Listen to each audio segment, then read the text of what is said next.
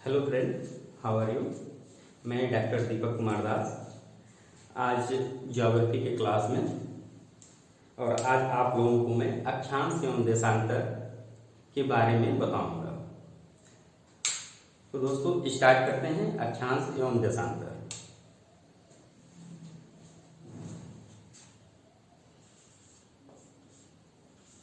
अक्षांश एवं देशांतर। ठीक दोस्तों, आवाज आप तक जा रही है। अक्षांश एवं देशांतर, इसको जानने के लिए सर्वप्रथम हम लोगों को ये ज्ञात होना चाहिए कि सर्वप्रथम दिशा को जानना होता है। दिशा पहले जान लें, क्योंकि अक्षांश देशांतर बाद में आएगा। पहले आता क्या है? दिशा। दिशा को जान ले, कोई अपने आप ही क्लियर हो जाएगा किस स्तर से ये प्रोसेस चलता है। ठीक दोस्तों, तो सर्वप्रथम अक्षांश एवं देशांतर, तो ये हमारा टॉपिक रहेगा। लेकिन सर्वप्रथम हम इसको दिशा को देखेंगे, दिशा कैसे निर्धारण होता है, कौन सी दिशा पहले आ गई। तो जैसा कि हम लोग अब जानते हैं, किसी का भी दिशा, जैसे भारत है हमारा,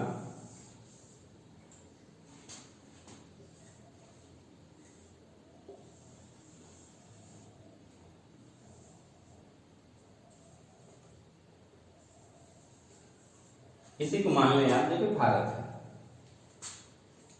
ठीक, जैसे हम लोगों ने कह दिया, देखिए उत्तर है, नॉर्थ साइड है आपका, और ये साउथ है, ये ईस्ट है, और ये जो है वेस्ट है।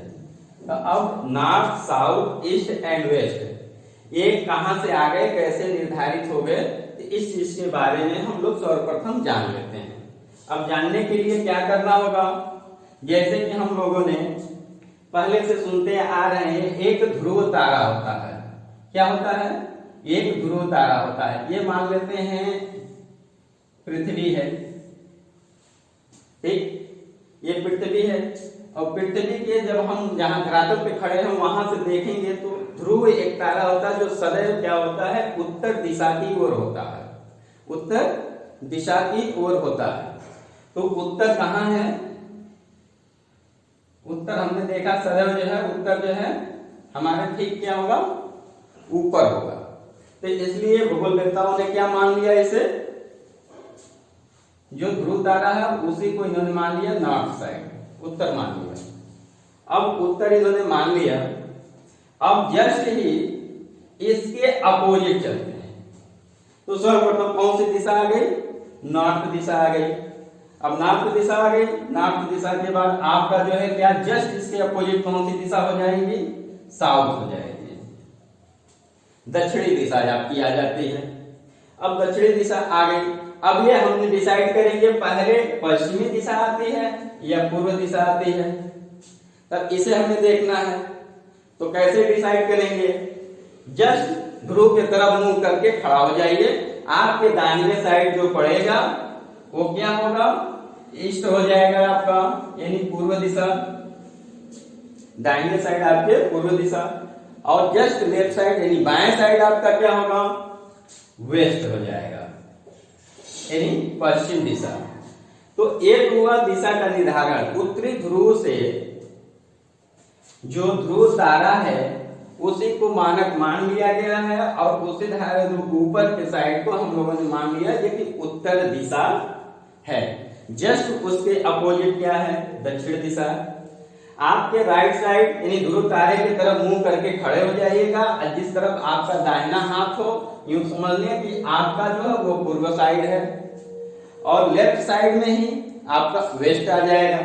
तो दिशा का यदि कहीं कोई बात होती है, पूछा जाता है दिशा सर्वप्रथम कौन सी बनी, तो सर्वप्रथम क्या होगा? नॉर्थ दिशा हो जाएगी। उसके बाद क्या होगा? साउथ दिशा हो जाएगी। तो एक हो गया दिशा। ठीक, देन तीसरे नंबर पे क्या आ जाएगा? ईस्ट आ जाएगा। फोर्थ नंबर पे क्या आ जाएगा? वेस्ट आ जाएगा। तो एक हो गया दिशा का आपका निर्धारण। ठीक दोस्तों,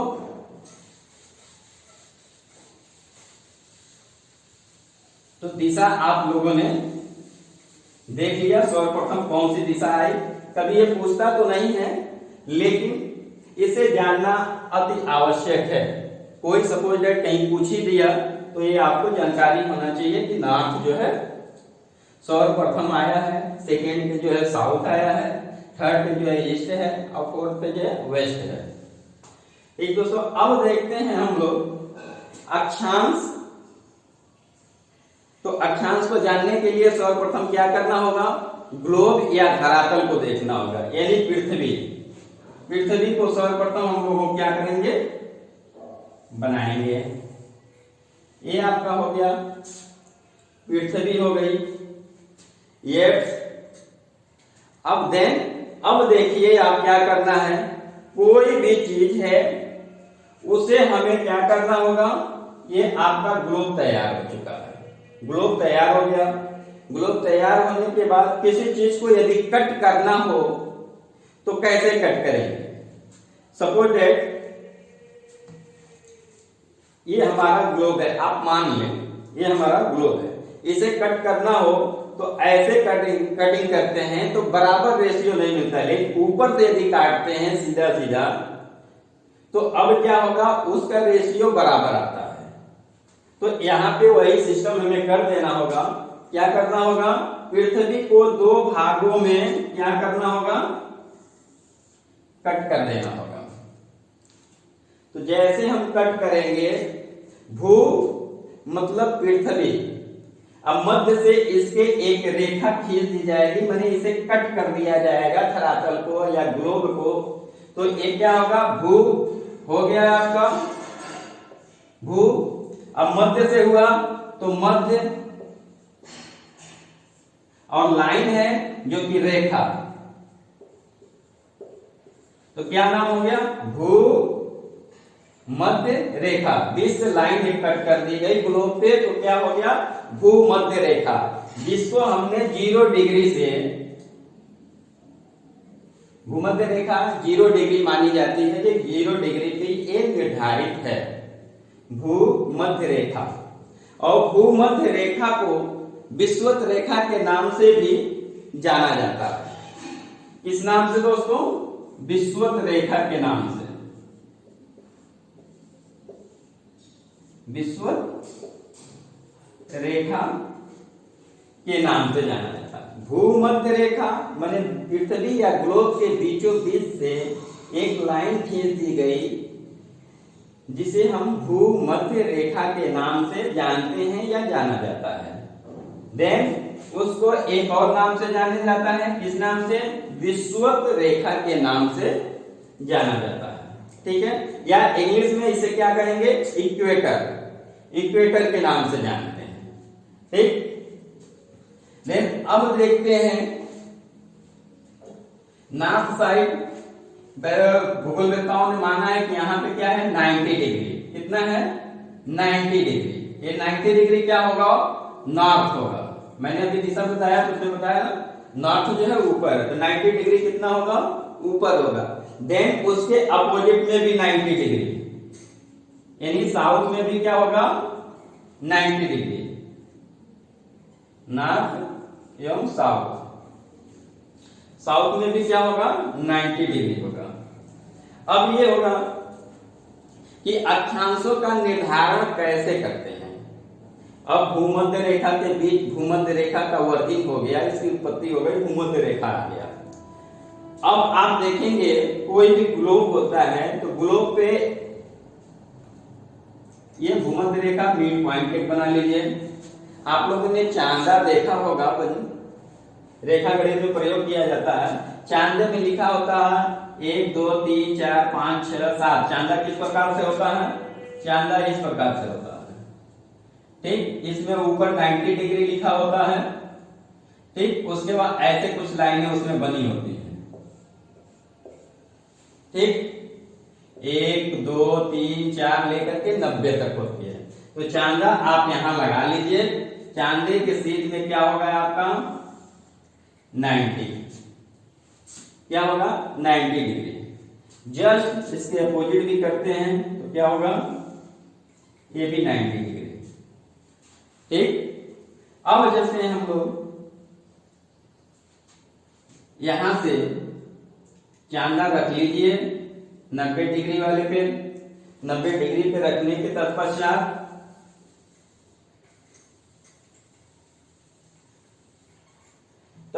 चांदा रख लीजिए और नंबर 1 पे टिक मारिए। टिक मारने के बाद ये क्या होगा, इधर भी लगेगा, फिर एक यहाँ पॉइंट लगेगी। चांदे में जैसे जैसे पॉइंट होगा ऐसे लगाते लगाते कहां तक चलेंगे, 90 तक चलेंगे। फिर इधर भी क्या होगा, चांदा लगाएंगे, फिर यहां भी चांदा लगाएंगे, फिर चांदा लगाने के बाद उसके पॉइंट पे मिलाते चले जाएंगे। अब इन सबको क्या करना होगा, मिलान करते चलिए दोनों तरफ के बिंदुओं को।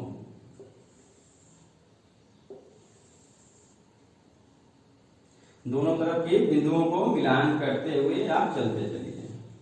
ये क्या है दोस्तों, उत्तरी गोलार्ध नाप भूमध्य रेखा, भूमध्य रेखा के बीच के ऊपरी हिस्से को क्या कहेंगे, उत्तरी गोलार्ध नॉर्थ साइड, एवं दक्षिण में क्या हो जाएगा, दक्षिणी गोलार्ध। उत्तरी गोलार्ध, उत्तरी गोलार्ध एवं ये हो गया आपका दक्षिणी गोलार्ध, दक्षिणी गोलार्ध।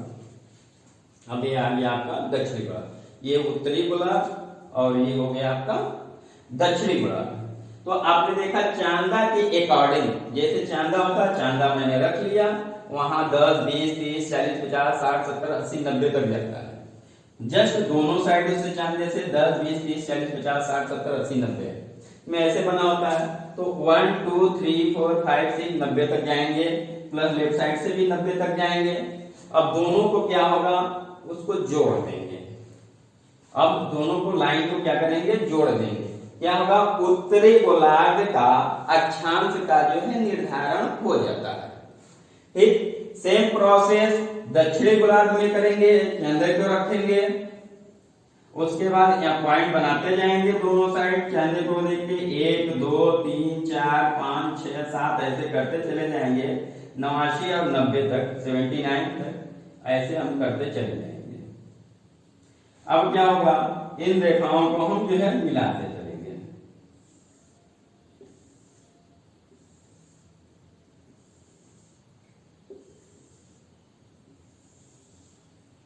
अब क्या है, अक्षांश आपका जो है बन गया।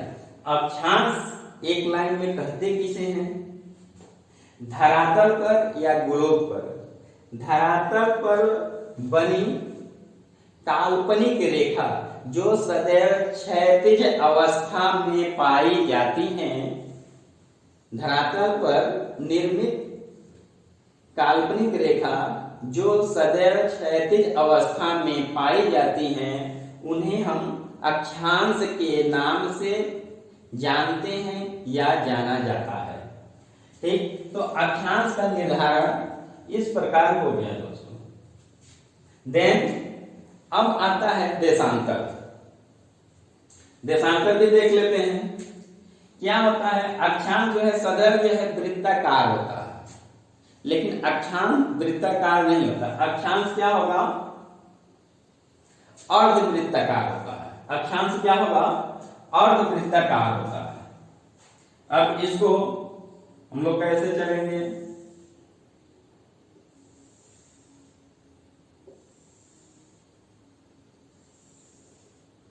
ऐसे हम लोग इन बिंदुओं को जो है मिलान करते हुए हम लोग चल रहे हैं।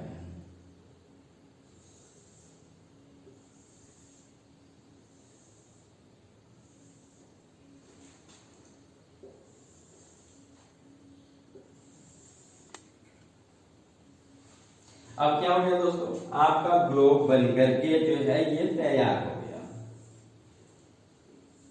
अक्षांश भी और देशांतर भी। जिस प्रकार मैंने कहा आपको अक्षांश, अक्षांश धरातल पर निर्मित होने वाली वह काल्पनिक रेखा है जो सदैव जो है क्षैतिज अवस्था में पाई जाती है एवं वृत्ताकार होती है। जबकि देशांतर रेखा भी एक काल्पनिक रेखा है और वो क्या होता है, अर्धवृत्ताकार के रूप में धरातल पे पाई जाती है। इसे भूगोलवेत्ताओं ने निर्धारित कर दिया था इसलिए कि दिनों का हेर फेर न हो, दिनों का हेर फेर न हो, किसी स्थान की सटीक और सही जानकारी हो, इसलिए जो है अक्षांश और देशांतर का निर्धारण किया गया था। ठीक दोस्तों, चाहे तो आप इसका स्क्रीनशॉट ले लें।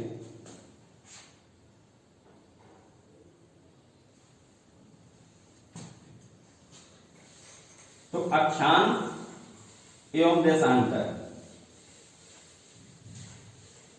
आपको बातें क्लियर हो गई होंगी।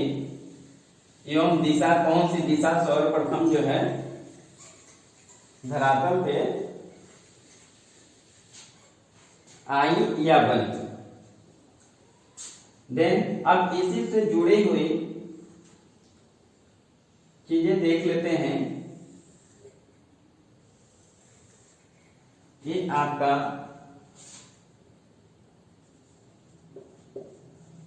या पृथ्वी, ठीक 0 डिग्री भूमध्य,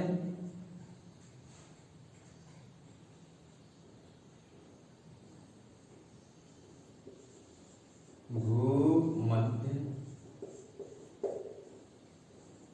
रेखा या विषुवत रेखा, भूमध्य रेखा या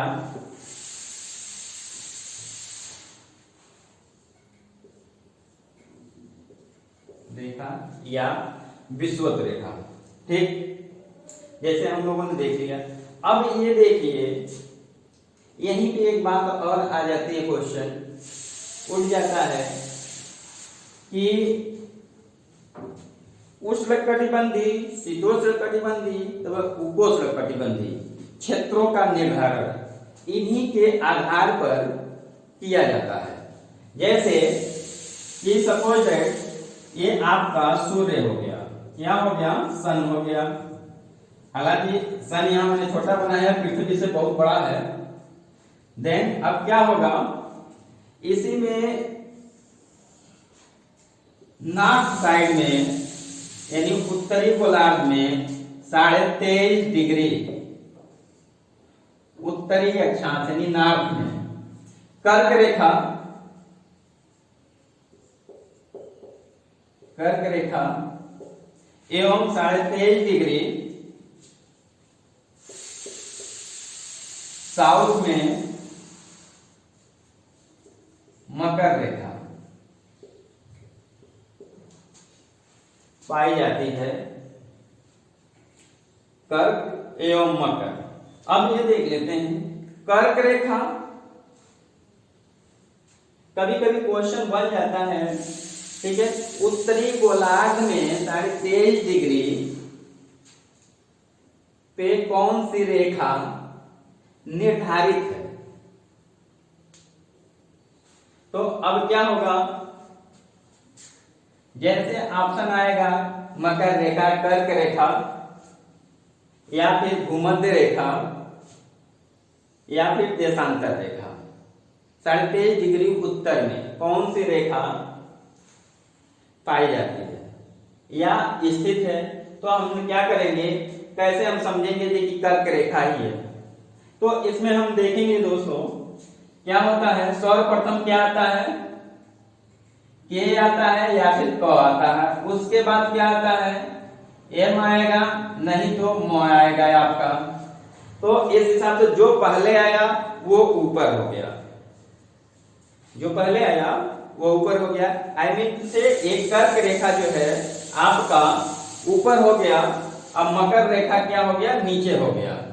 वर्णमाला के हिसाब से हम चलेंगे, जिससे हम ये चीज क्वेश्चन पकड़ सकते हैं प्री एग्जामिनेशन में कि कर्क रेखा पहले आती है तो दिशा नॉर्थ पहले बनी है, तो कर्क रेखा क्या होगा, ऊपर की तरफ होगा, जबकि साउथ में 23.5 डिग्री पे क्या होगा, मकर रेखा होगा।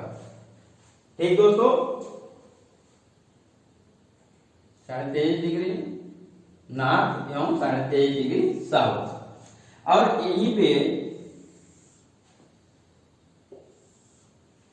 66.5 डिग्री नॉर्थ एवं 66.5 डिग्री साउथ।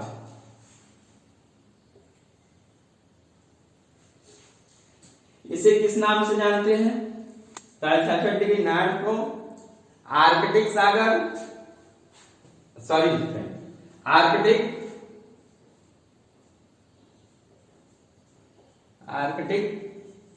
वृत्त एवं साउथ वाले को 66.5 डिग्री को अंटार्कटिक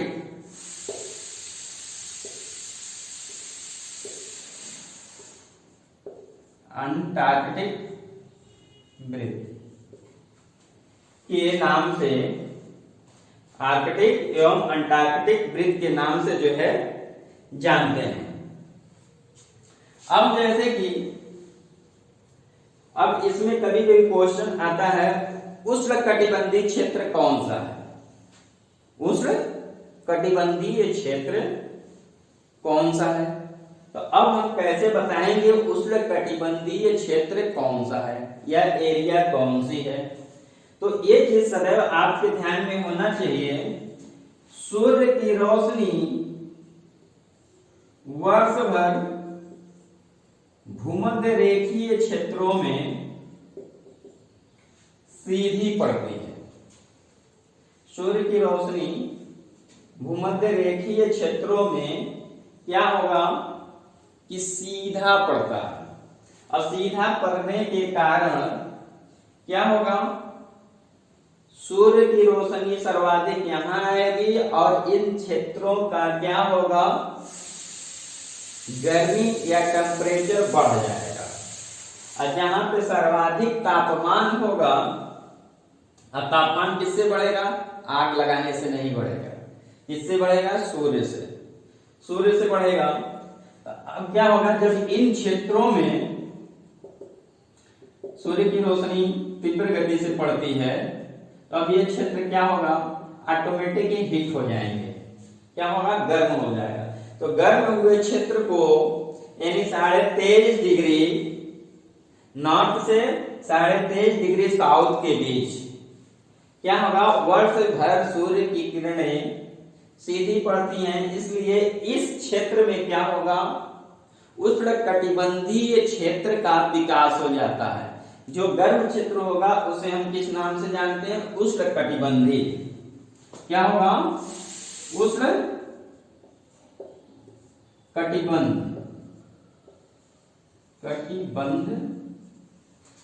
उष्णकटिबंध। तो ये क्षेत्र क्या हो जाएगा आपका 23.5 डिग्री नॉर्थ से 23.5 डिग्री साउथ के बीच, जो कर्क रेखा से और मकर रेखा के बीचों बीच क्या होगा, सूर्य की किरणें वर्ष भर सीधी पड़ती हैं, जिसकी वजह से इन क्षेत्रों में जो है गर्मी अत्यधिक होगी। और गर्मी अत्यधिक होने के कारण यहाँ क्या होगा, उष्णकटिबंधीय क्षेत्र का क्या होगा, विकास होगा। तो उष्णकटिबंधीय क्षेत्र का यहाँ विकास हो जाएगा। देन अब देखते हैं, जैसे ही सूर्य 3 महीने के बाद आगे की तरफ अग्रसर होता है, किस पे चला जाएगा, कर्क रेखा पे, भूमध्य रेखा के सीधे से हटके क्या होगा, कर्क रेखा पे चला जाएगा।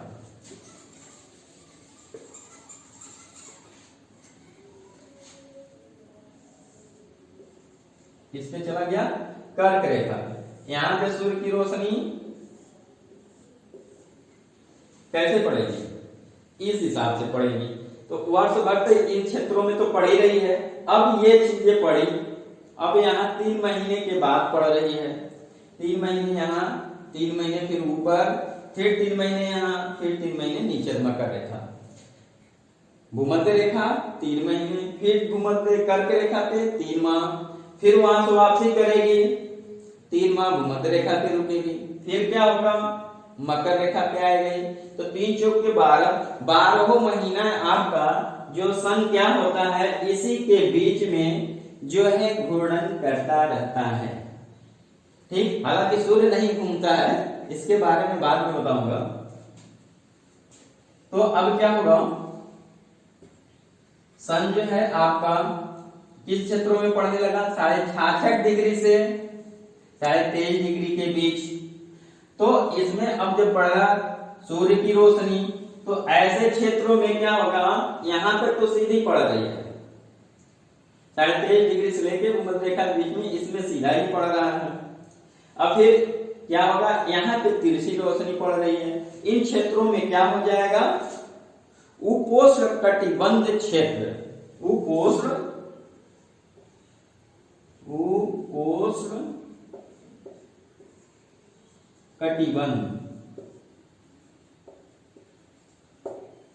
कटिबंध क्षेत्र का विकास हो जाएगा। उपोष्ण कटिबंध, उष्ण कटिबंध, उसके बाद जहां थोड़ा कम रोशनी पड़ी, सूर्य की किरणें कम पड़ी, वैसे स्थानों पे क्या होगा, उपोष्ण कटिबंध का जो है उत्पत्ति हो जाती है। देन अब ये जो है आपका 90 डिग्री पोल्स नॉर्थ में, अब क्या, तो 90 डिग्री नॉर्थ से 66.5 डिग्री नॉर्थ के बीच क्या होगा, शीत कटिबंध का विकास होता है। ऐसे ही स्थान पे जहां पे क्या होगा, 90 डिग्री पे 6 महीने की दिन और 6 महीने की क्या होगी, रात होती है। इस स्थान पे रहने वाला व्यक्ति क्या होगा, 6 महीने सोएगा और 6 महीने क्या होगा, वो जगेगा 90 डिग्री पे। इसी स्थान पे एक व्यक्ति तो रहता था जिसका नाम था क्या, कुंभकर्ण। कुंभकर्ण इसी स्पॉट पे ही रहता था, जहां पे 90 डिग्री पोल पे, उत्तरी पे, और वो 6 महीने सोता था और 6 महीने जो है जगता था। जैसे ही 3 महीने आपका कर्क रेखा पे सूर्य रहता है, फिर वो पुनः क्या करेगा, 3 महीने के बाद फिर जो कहां आ जाएगा, खिसक करके भूमध्य रेखा पे, भूमध्य रेखा पे आ गया। तो इतना दिन 3 महीने तो ये था ही, और 3 महीने प्लस ये, अब दोनों में, अब मकर रेखा और कर्क रेखा के बीच में क्या होगी, सूर्य की रोशनी जो है सीधी पड़ती है, सीधी पड़ेगी, इसलिए वर्ष भर यहाँ क्या होगा, टेम्परेचर अधिक होगा, जिसके कारण उष्ण कटिबंध क्षेत्र का क्या होगा, विकास होता है। देन फिर 3 महीने के बाद क्या होगा, सूर्य यहाँ आ जाएगा, खिसक करके किस पे आ जाएगा, मकर रेखा पे। अब मकर रेखा पे आने के बाद सूर्य की किरणें कहां पड़ेगी, भूमध्य रेखा, मकर रेखा एवं 66.5 डिग्री साउथ अंटार्कटिक वृत्त के ऊपर। अब ऐसे क्षेत्र पे जब पड़ेगा तो भूमध्य रेखा और मकर रेखा के बीच तो रोशनी तो हमेशा सूर्य की किरणें पड़ती रहती हैं, प्लस अब क्या हो गया, 23.5 से 66.5 डिग्री के बीच भी क्या होगा, सूर्य की किरणें आपको बराबर मिलती रहेंगी। अब यहाँ क्या होगा, जैसे मैंने बताया नॉर्थ में 23.5 डिग्री के ऊपर क्या हो गया, उपोष्ण कटिबंधी, सेम कंडीशन यहाँ लागू होती है। तो नीचे क्या होगा, 23.5 से 66.5 के बीच में क्या होगा, उपोष्ण कटिबंध क्षेत्र का विकास होगा। उपोष्ण कटिबंध क्षेत्र का जो है विकास हो जाएगा, या उपोष्ण कटिबंध एरिया का विकास हो जाएगा। तो अब आप देखेंगे 3 महीने तो यहाँ भी सूर्य भूमध्य रेखा पे स्टार्टिंग में निकलता है, फिर 3 महीने के लिए कहाँ चला गया, कर्क रेखा पे, पुनः घूम के कहाँ आ गया, 3 महीने के लिए फिर आ गया कहाँ, भूमध्य रेखा पे, फिर 3 महीने के लिए फिर कहाँ आ गया, मकर रेखा पे। अब इस हिसाब से 12 महीने की कंडीशन आपकी जो है यहाँ फॉलो हो जा रही है। तो 3 महीने यहाँ रहा भूमध्य रेखा पे, कर्क रेखा और मकर रेखा के बीच। देन 3 महीने के लिए फिर ऊपर चला गया, किस पे, कर्क रेखा एवं आर्कटिक वृत्त पे। अब यहाँ पे क्या हो गया, अब 3 महीने का सिचुएशन इसमें बन गया, किस पे, कर्क रेखा और आर्कटिक वृत्त के बीच। अब क्या हुआ, सूर्य की रोशनी यहाँ आ गई, यहाँ पे उष्ण कटिबंध क्षेत्र का विकास हो गया, उपोष्ण का। देन 90 डिग्री पे हमेशा सदैव बर्फबार जमी रहती है, वहां शीत ऋतु का ही विकास होता है। सेम नॉर्थ कंडीशन हो गया। देन उसके अपोजिट नॉर्थ के बाद साउथ में 90 डिग्री पे उपोष्ण कटिबंध, और यहाँ पे शीत कटिबंध का विकास होगा,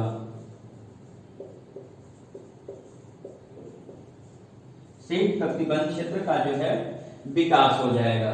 तो इतना दोस्तों आपको समझ में मुझे लगता है ये कि आ गया होगा।